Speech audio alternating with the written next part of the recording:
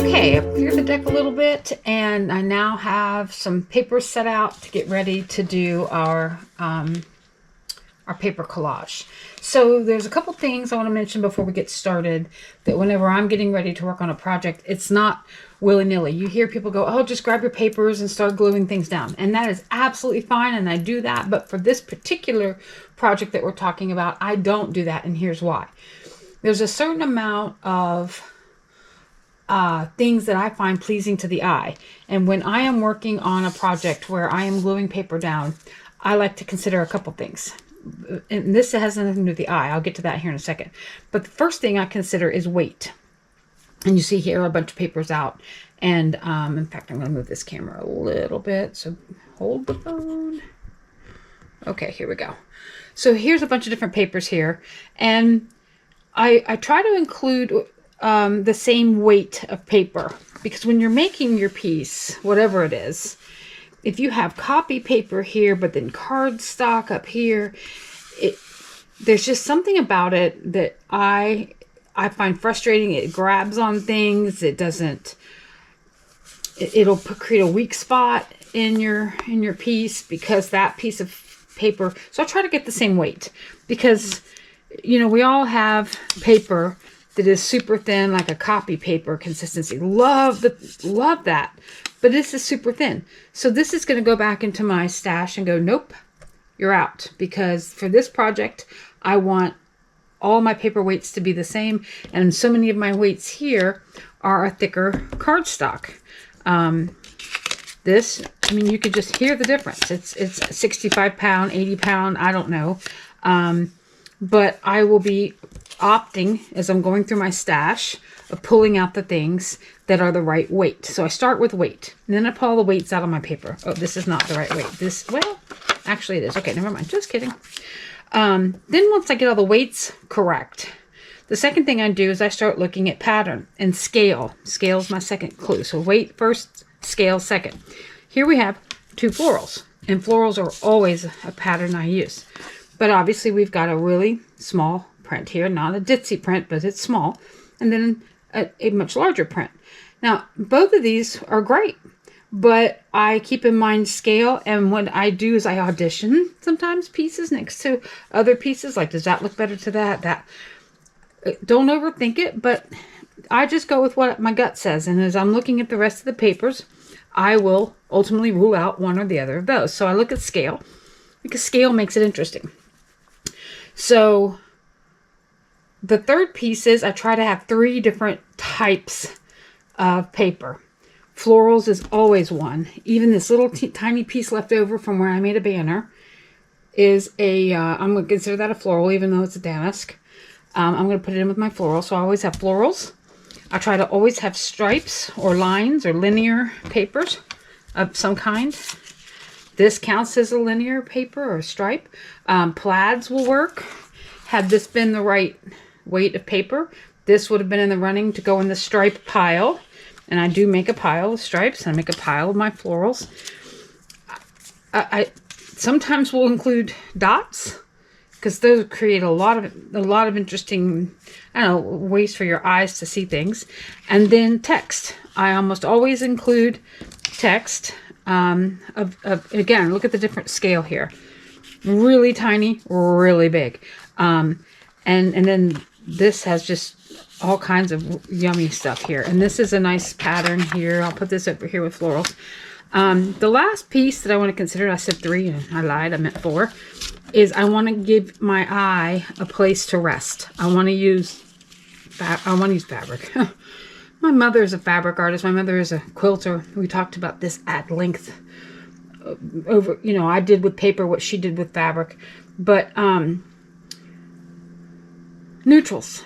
So this is obviously some very neutral paper, really thick Tim Holtz paper. Love it. It has the blue in it, but it gives your eye a place to rest. This is also neutral paper. It also fulfills the text part, but it's very busy and it doesn't give your eye a place to rest. This, however, is text that I feel can give your eye a place to not be jumping out at you. So I'll probably include this, and then maybe some other neutral pieces as we go. And I'm just kind of, as I'm going, I go, I think I need a bit of a neutral piece here to break up whatever is going on in the moment. And then the last bit I wanted to mention was, if you're messing around with blue paper, let's say you're doing a blue, or you're doing a purple, or you're doing something and you don't have any text that's in the blue, go ahead and use something like this. But then I have at the ready, I have any number of things that I can pull out, maybe, and put there. And so as I'm going through the motions, if I'm missing text, I have some text here, as you can see. But if I end up missing some, I can put that on top, and with a little matte medium or Mod Podge, if you don't have that, the matte Mod Podge is what I recommend. Then you end up with some text in there, and you didn't have to go get anything different. You get to use what's in your stash. Pull your stamps out, pull your scrap bits out of your trash bin, and just start, or your margins from your book paper, and just start stamping up some stuff. So let's just look at this piece real quick and why I think it's pleasing. It has no focal point, and that's okay. Sometimes you want it, sometimes you don't. But look at that teeny ditsy print. Now, most people would have thrown that little strip of something away. But you know, that's Tim Holtz paper, and it's a ditzy print, and the two of those things, and it's kind of a vintage grunge, which I'm kind of into, but I put it right next to a hot pink-ish floral print there, a little faded monotone, tone-on-tone action there, then next to a bold red, and then look at this geometric orange, and this plaid gross pumpkin orange next to this yellow brick, and then there's a really faded green here. It's not reading green on the monitor for me, but it might be for you. It's a really pale, like pea green. And then as you go down, dots and florals, and this is a 4th of July paper I did for a 4th of July banner, and you'll see that this is just obviously Roy Biv all the way down, and these aren't necessarily some of my preferred colors, but as I have a bin of bits here, and I have one bin like this for every color in the Roy G. Biv world that sits at my feet at my desk, so that when I need a little scrappy something, and when a project's done, I just toss it into that bin. Yeah, so this is how, and of course the stitching is optional. You can also use a white pen, a gel pen, to make that stitching and so forth. But anyway, that's kind of where we're going. Last thing I want to mention is, if you don't have these, or you don't want to make these, another good option is, Tim came out with these earlier this year, I think, is these strips. What are they called here? Paper strips. And there's a lot of really neat colors and stuff in there. I also will sometimes take my own paper when I get down to the bit, and I just cut up, you know, my own versions of paper strips, and I have them at the ready for projects just like this. So I have this off to the side in a little envelope, ready to go in case I need a little something to fill in. And that's my little stash of fillers. Yeah, fill the pagers. All right, so where do we start? Last thing I should mention is I would never ever do anything without my trusty walnut ink. Distress ink, walnut stain rather. I have had this pad. I bought this pad in 2004. Now I have re-inked this pad many times, and the new pads don't even look like that. The new graphic don't look like that, and I have another one, but I don't know what I did with it. Anyway, the packaging has changed on it, but man, I just keep using it over and over again, and I re-ink it every so often, probably every other year, or sometimes once a year. It just depends on the usage. But I do everything with walnut stain. Now, this particular project I did not do with the ink, but this blue one that I'm about to do, I am gonna do, because I just love it. I love it. And then the rest of it does become kind of mindless. Once you make yourself a pile, you take this with you to the couch.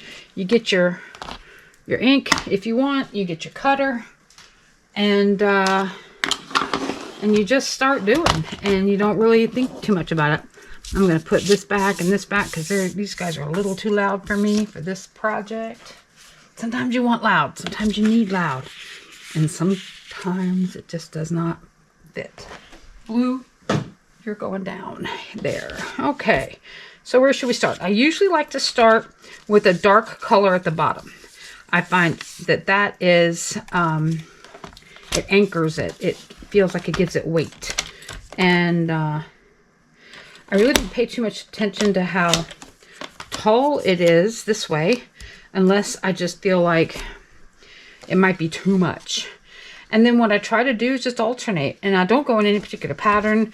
And in this moment now, it does become mindless. It does become just automated and just shoot from the hip. And the other thing I will sometimes do is I will sometimes cut this stuff up. Oh, it helps if you cut the right size. 2 1/4, please. Thank you. I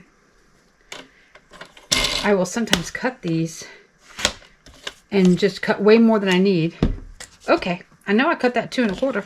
What is the deal? 2 1/4. Where did I go sideways? I cut. Well, what is my brain doing? It wanted that piece. That's what my brain's doing. My brain was going, no, no, no, you want that piece right there. Alrighty, 2 1/4. Yes, thank you. Whew, we are on the struggle bus today. All right, here we go. So like I have a very large floral there. In fact, you can barely tell it's floral. The only reason I know it's floral is because I use the paper. But, and you can see a bit of the floral down there, but that's irrelevant, truly. And then the other thing I will mention is you do want to vary your widths of your paper. Like I'm going to use this guy next. In fact, I'm just going to tear that off. It's easier to cut. 2 1/4. Pay attention. Because line width or paper width is the same thing as line strength or whatever that word is, that phrase is that's escaping me at the moment. But all right, so we have a dot, we have a floral, we have a damask, which I kind of consider a floral, but because they're different scales, they don't, and don't get tied up in these words. It's just something that, in case you're looking at stuff and going, why doesn't it feel right? Check to see if you have all three, and check and see if your widths are all samey. You don't want them to be all samey. You want different widths, different depths. You want some skinny ones, you want some medium ones, and you want some fatties. We all like the chunky thick ones. So we're going to go chunky thick with this guy and see how we like it. Because if we put it down and we go, okay, we like that fine. But as we get up, we go, man, my eyes go into that because there's so much white there. Then you can come back and give it a haircut, give it a shave. And I do this because I'm lazy and I don't want to cut all of this. All right, I know this is going to be too big already, but I'm going to lay it down anyway. Now what I might do in the middle is put a, how big are you? You're not 2 1/4, but I'm going to do, so I'm going to take this piece to break up these two big chunky pieces. Nope, I'm not doing this one either. Hold on. Thinking on the fly here, people. Thinking on the fly. Let's go with this guy. He's kind of thin. I have, ooh, interesting backside. All right, well, we're going to go with the blue-ish, the blue-gray. I don't know how it reads on camera, but it's almost like a slate blue or a, if anybody in the painting world is familiar with Payne's gray, it kind of makes me think of that, like a blue-gray. And I'm not sure I'm going to like that, candidly, but we're going to keep going. I really love this, and it wanted to be my neutral, one of my neutrals on this page. So first I'm going to cut it to 2 1/4, but it's too wide. I think it's like 2 1/2. So I'm going to then, see. Oh, why did I do that? I don't know. All right, well, we'll cut it to 2 1/4 this way. Now, do I want more of that or more of that? Oh, it doesn't matter. I just don't want it, I want it to not, the composition or whatever, I don't want it to feel like it's, I'll do that. Okay. Oh, look what I just did by accident. I just made myself a little breaker piece. Okay. I might use that here. And nope, It was here, wasn't it? Yes, it was. To break that piece up. Or it might not. Ooh, or flip over this gray-blue piece and put it there. That might work. And then this piece is way too tall. We need about half of that. And you'll see I'm just putting it down. Doesn't matter. And then I'll go, is this piece better? Or is that piece better? And I think the smaller piece is better. You just need a small place for your eye to rest, not a huge rest stop. All right, let's get some more of these stripes in here. And I believe all of these are already cut to 2 1/4 already. So all I gotta do is just decide how deep I want it, how tall I want it. And I'm just gonna go there. I might cut off this black bit. I love it, but for this application, it may not be. And that was a gamble because that could have gone straight through and not done so well, but here we go. There, okay. I'm thinking I'm gonna have to cut this guy down. He just feels way too big. Way too much. Just because of how white it is. Now, can I dodge that with some brown walnut stain? Absolutely. Absolutely. So we're just playing around with papers. We're trying not to give, see those two pieces are almost the exact same size, even though I didn't measure them. They are, but that's all right. We'll keep going and then we'll come back to it if we need to. All right, this bee, I love, love, love this bee. I want to put him in here. Again, it accidentally gives you a place for your eye to rest because it has, the pattern is not all over. Okay, I'm loving that bee. Now, we probably ought to put a dark color back in here because we've got, you know, we're putting some darks every so often. Now, this piece is only 2 inches wide. So what I'm going to do is go 2 1/4 like this. And then throw it in my bit pile. And then I'm going to make a little stripe. And I'm going to try to make this super small. So it's not the same. Maybe break up those two guys right there. Oh, and it slipped on me while I was doing it, right? Gonna happen. In the bit pile. Okay, turn it around. Try it again. Oh, too wide. Too wide. There we go. Now, let's break you guys, you fellers up that are the same size. And as you saw in this piece, I got super tiny with that. What is that? 1/4 of an inch? No, it's not even. It's not an eighth, but it's down there. But it was a strip. It was a piece left over that I hung on to it. Hello, my name is Dawn. I'm a paper hoarder. What can I tell you? All right, so we've used that. We've used that. We did this stripe. We did this floral. We like this neutral. We may hang on to that in case we need another breaker upper up there. Ah, here we go. Here's another. Oh, I wanted to use this. It's copy paper. Nope. To the bin you go. Sorry.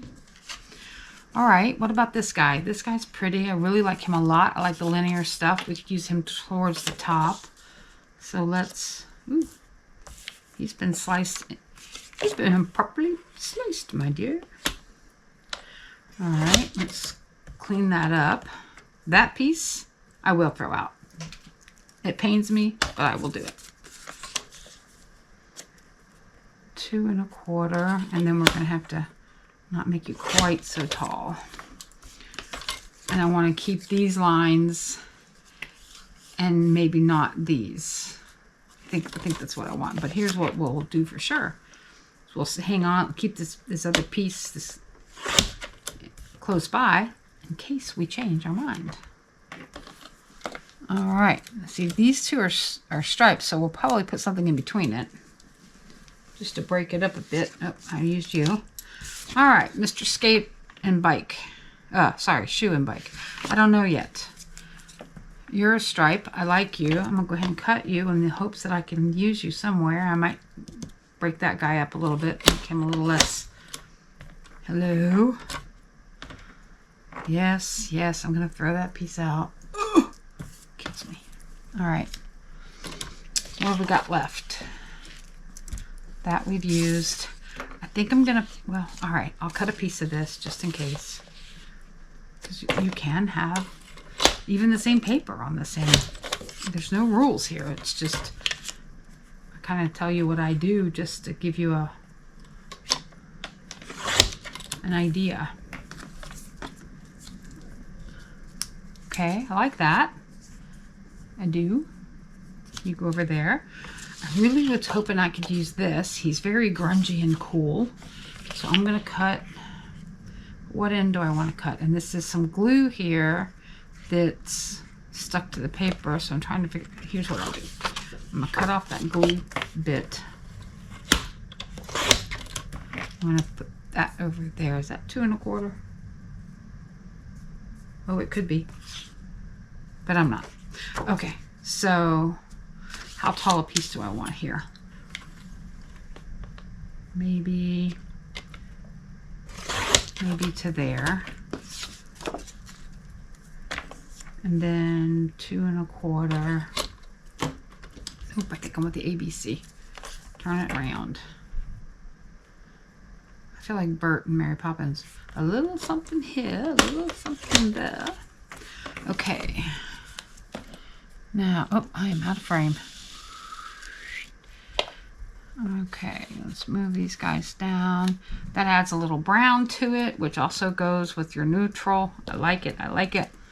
I love this font, and I love this. I don't know if it's going to work, but we're going to...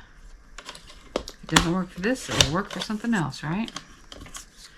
It's perhaps way too big. All right, so then let's trim it down just a little to make it a bit more... Nope, trim it a little bit more. And you can tell I am not measuring. I am fly by the seat of your pants kind of doing at this point. All right, and then let's do one more. I think I want the Park Thursday. I think I like that font size, that scale, I should say. The other scale I really like is this itty bitty. I am not loving this. This is just going to come out. The sideways part is just driving me a little batty. I either want that little bitty piece. I think I'll just take the Park Thursday. So let's, with the lines. So I'm going to, by the way, I would never have done this in the past. I would have forced myself to use this because what if I cut this like this and I have all these pieces left and, but, well, actually now that I say that, I really like the scale of that too. Okay, well, that's how things roll. You just go roll with it. Okay, now I think I might dig into my stash of strips and I might pull out this guy and this is some scrapbook paper that I had. This is Tim. I'm not sure what this is because it's white on the back, so it's probably, you know, came out of a paper pad. But this, I recognize the Harlequin on the back as being from Tim. But anyway, no, I think I favor that. I think the white script or the beige script. Oh, yeah. Okay, let's do 2 1/4 here. The other thing you can do too, if you don't have any scripty paper, is do what they call, and I think I'm saying this right, a schemic, where you just take a pen and paper and just get the right weight, and you just start scribbly writing, and it's not legible. It's not intended to be legible, but it sorry, sip of coffee. But it fills the gap if you don't have the paper you want. So you can make it, you know, brown on cream or black on white, or, you know, whatever ink you have and whatever paper you have, and make it work. And then you can always change it with this handy dandy duo. Okay, where are we? We're probably missing some paper, and I think this is still a little taller than I would like it to be. So I'm going to cut this boy back because your eye goes to this, and I am not a geometric person. I appreciate the geometry, but that's not my... Oh, see, that's so much better. Ah, now your eye doesn't go... My eye doesn't go there. Maybe yours still does because we're talking about it, but... All right, so let's move some things down. Now, these little bits we have up here, now we'll see about maybe adding these bits in. maybe what I want to do now is add in the SST. But do I want that kind of front and center, and is that a little too much? It might be, as much as I love it, it might be too much. I think maybe I need a smaller print. Maybe a book text type of print. And of course, I'm having to reach over and find something. So this is book text here, but this isn't wide enough. So I need to reach down, and it needs to be thick enough too. Oh, that's actually not bad. I have some more stuff right here off camera to the side. Let me see if I can grab something here that will fill the gap we need. I thought. Or maybe I don't. Maybe I've cleaned up my... Nope, here it is. Okay, so I've got this, which could be good. I've got this, which could be good because, again, the scale is different from that and that and that. I've got this guy, which I love, but I already have kind of a scripty font here, and it's going to be a fairly chunky piece. I've got this guy, but I think he's a little too dark. Yeah, we're going to rule him out right now. All right, so this is what I call auditioning. I think I'm going to go with this medium one here. I think that could be good. Now, I was just flipping this over to put this stuff away off screen, and the back of one of these is this, I could shift stuff up, and we're going to try that. We're going to try both. So here's what we're going to do. We're going to cut a 2 1/4 inch strip of this. That's a little something here.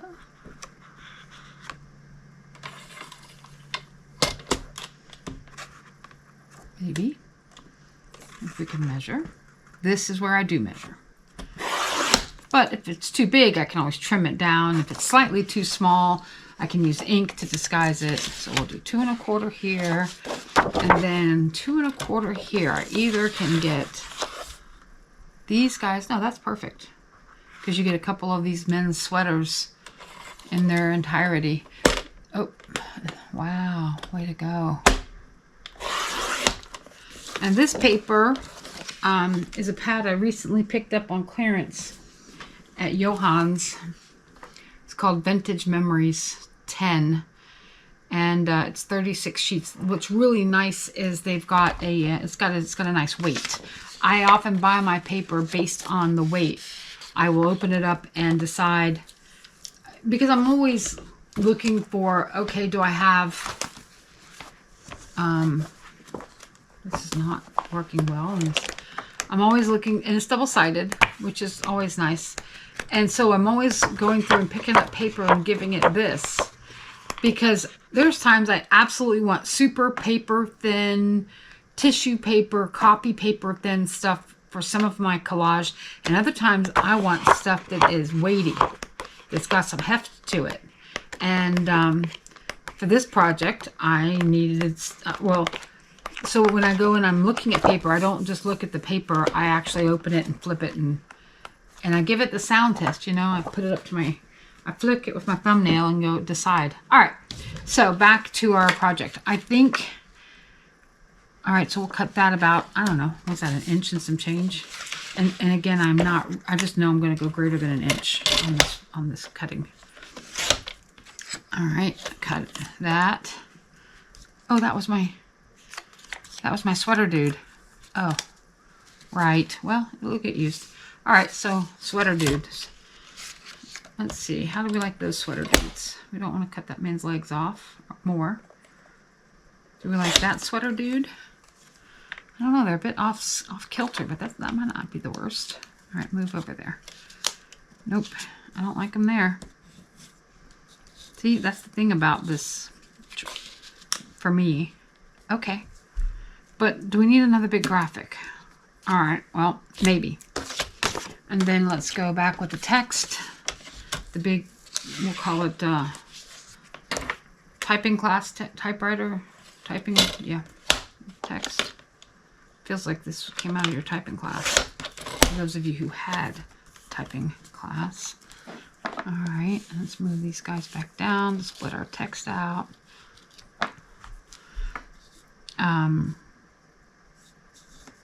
And here's where I caution you about overthinking, and I am guilty of it.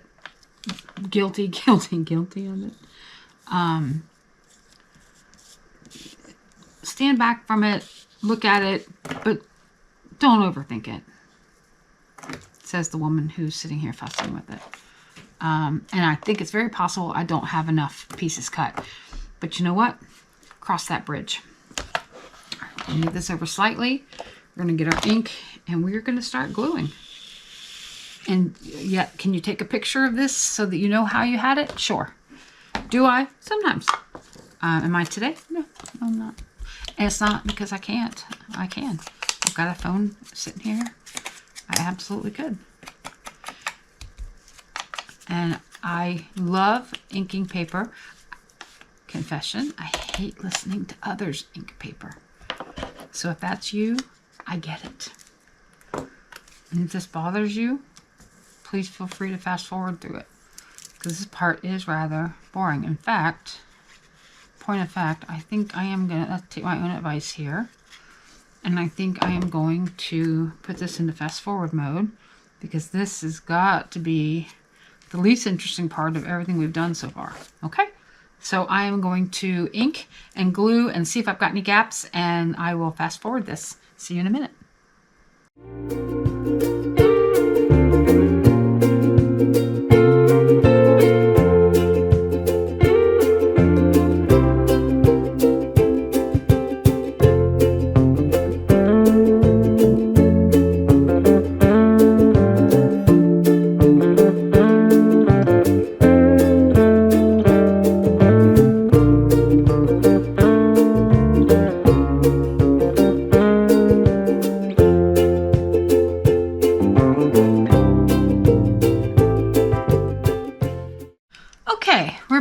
I've inked everything and glued it all down, and for the most part my edges look pretty good, although I will come back and trim these up to make all these you know, where they're even and flush. So and these may or may not be in the order I had when I paused it or went into fast forward, because I moved everything off, and I'm pretty sure some of these got rearranged, but that's okay. I'm still happy with it. And one of the things now is we're left with a little bit at the top. Now oftentimes I do this almost intentionally, or I'm not upset when it gets that way, because I do like to top it similarly the way I like to bottom it, meaning I like to frame it, I like to anchor it. And so I will reach into my stash of strips, and I found this little bitty guy who would go there quite nicely. And it's like a dark coffee stain, tea stained text with some small writing on it. We've got a fair amount of text here already, so that's going to be fine. This is not blue, obviously. This is a dark way to finish this without it using blue. Another, you know, because blue is going to be the obvious choice, although this is not the paper I would use. For me, I would never use this same paper, because then it looks, I don't know what it looks like. I also pulled this little strip of strips out, because black is always a good option to use. And you've got black here, you've got black here, you've got black here, you've got black here. So black would absolutely work there too. Another piece that would work is this little guy that I ripped up to, he absolutely fits there, but he's a little shy of the top of the card, which then, or the top of the strip. So then you could, you know, trim that off or ink it, and nobody would ever know. But I think I'm leaning towards the black, because I think it really, I don't know, it has a graphic element to it. I just like it. Okay, no, don't have to explain. You just like what you like, and that's it. So I'm going to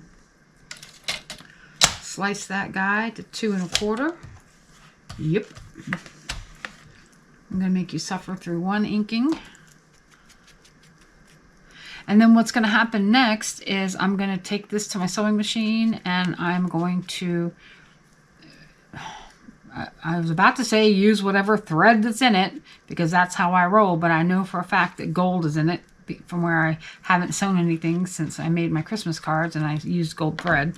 So I will change out the gold, because just, yeah, because you do. things we do. And if this is too long, which it's very likely going to be, that's okay. And I know this brown on brown is probably driving your eyes crazy. It's driving my eyes a little crazy, to be fair. I need to swap out my, put my green over here when I'm doing stuff on craft. Oops, gluage, seepage, glue boogers. Glue ooze, as Tim would say. All right, so we're gonna tap. I didn't mention this before. I'm using Art glitter glue. I just use the same bottle over and over and refill. I think it's amazing. I know that people love glue sticks and whatever, but I just can't be bothered. I love this. It's easy. It's fast. It has a drying time of, pretty quick. So you got to be hot on the spot with that, or you're going to be in trouble. My battery's about to die. Okay. What else was I going to tell you? There was something I was thinking of when I was doing this. And I thought, oh, I didn't, when I had the camera in time lapse, and I forgot now. Yeah, well, you don't write it down. That's the way it goes. Okay, so I'm going to go stitch this and come back and do a recap. Okay, welcome back. So I just got through with the sewing machine.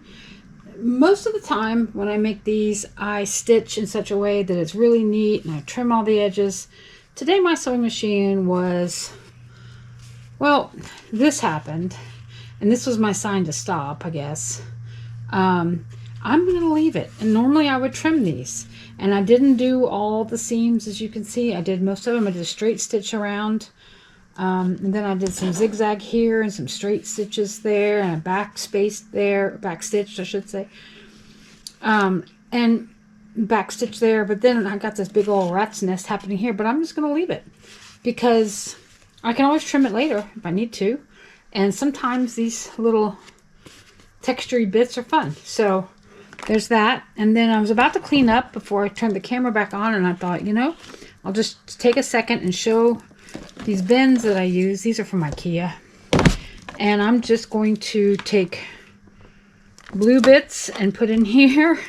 And it's really that simple. And if it's too long, my system is if it's too long to go in this bin, oops, sorry, then I have a 12 by 12 sleeve that I keep the bigger bits in. And it just helps me keep my, I have one for neutrals. Like I said, I have one for Roy G. Bibb. So anything that's blue, it makes cleanup super fast. It keeps my desk from being out of control. And I can very quickly transition from one project to the next because I don't have to worry about scrap maintenance, I even have some for, like this has watercolor bits in it, and this has Christmas, and this has chipboard and black cardstock in it. So, and I have these just sitting, I have a IKEA, I don't know, calyx unit underneath this table, and it has all those, the 12 by 12 cubbies, and so that's where all this stuff goes. So, these bits will go in here. Okay, too big, not a problem. That means it can be used for something else, but that'll go in there. That little guy goes in here, but the big stuff goes back with its brothers and sisters, if you will, and the little bits will get put in here. So then I just stack them. Put the neutrals over here with,